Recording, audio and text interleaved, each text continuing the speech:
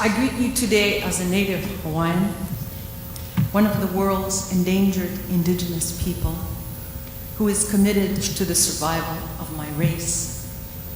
I am a member of the movement for Hawaiian independence, and I am here to discuss the liberation of my people.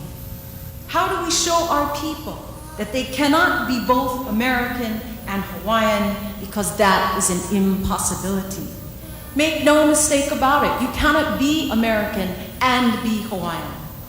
To be American is to be money-oriented, to be Christian, to be selfish, and above all, to be disconnected from and disrespectful towards the Aina Hawaii. We all know that what is unique about our culture is its dependence on and love of the land. Only Hawaiian culture comes from Hawaii. Every other culture comes from someplace else. Only Hawaiians are born of the Tara, child of the earth and the sky. We did not come from Adam and Eve, or China, or Japan, or Korea, or the Philippines.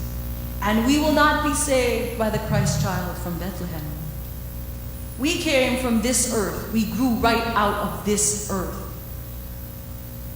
And our survival depends, especially today, on understanding and connecting to this land of our ancestors.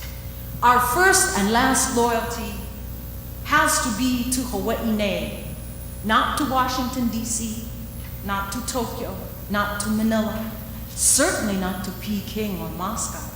How do we lift the veil from the eyes of our people and show them that they will always, always fill up the prisons and the unemployment lines, always occupy the lowest educational and economic levels, always get squeezed out of their lands and put into rat trap apartments, unless they resist, unless they fight back, unless they organize. In other words, unless they become political.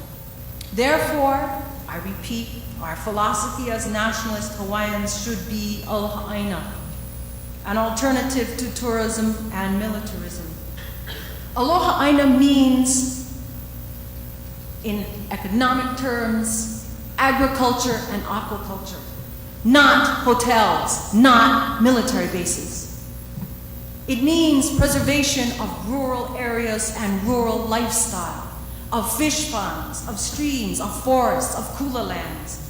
It means a profound cultural belonging to the land as our ohana, our elder brother, our elder sister, our makua, those who went before. You cannot just dance hula and go to Hawaiian language class at night and think you're gonna get a land base. You can't do that. Cultural people have to become political. It's not just that political people like myself have to become cultural. Our culture can't just be ornamental and recreational. That's what Waikiki is. Our culture has to be the core of our resistance, the core of our anger, the core of our mana. That's what culture is for. It's not what you do instead of watching television. And people don't understand that. Our people don't understand that. That's why we have to educate them. If we seize this opportunity, this conference will be remembered as the beginning of a new struggle rather than the dying gasp of an old one. Thank you very much.